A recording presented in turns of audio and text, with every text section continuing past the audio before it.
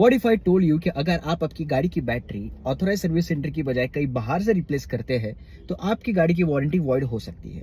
जानते हैं कैसे? जैसे कि आप करंट मार्केट में देख सकते हैं कि जितनी भी गाड़ियां हैं उसमें इलेक्ट्रॉनिक कंपोनेंट ज्यादा आ गए हैं। कंपनी वाले कहते हैं कि उन सारे इलेक्ट्रॉनिक कंपोनेंट्स को जीवित रखने के लिए आप हमारे से ही बैटरी लीजिए, और कुछ हद तक वो सही भी है।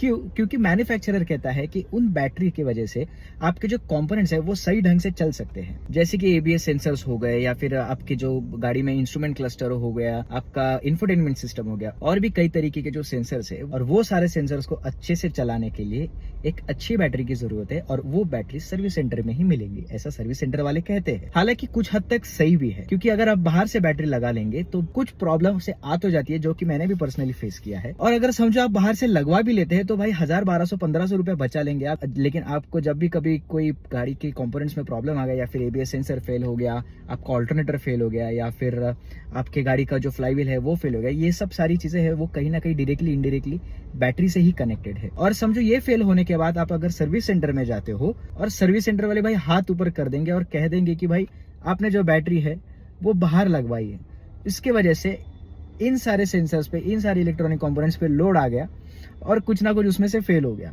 तो वो वारंटी में तो आपका रिप्लेस होना नहीं है। हालांकि पूरी तरह से वारंटी वॉइड नहीं होती है, इसके जो कुछ कंपोनेंट समझो कि कोई सेंसर्स फेल हो गए हैं तो वो आपको पेड़ में ही करने पड़ेंगे। तो उससे अच्छा बेहतर यही है कि 1000, 1200, 1500 बचाने के चक्कर में आप अगर आपकी गाड़ी की बैटरी ऑथराइज सर्विस सेंटर में ही रिप्लेस करेंगे तो वो बेहतर होगा, जब तक आपकी गाड़ी वारंटी में हो। And for more details do check your car's owner manual, बहुत मदद होगी भाई।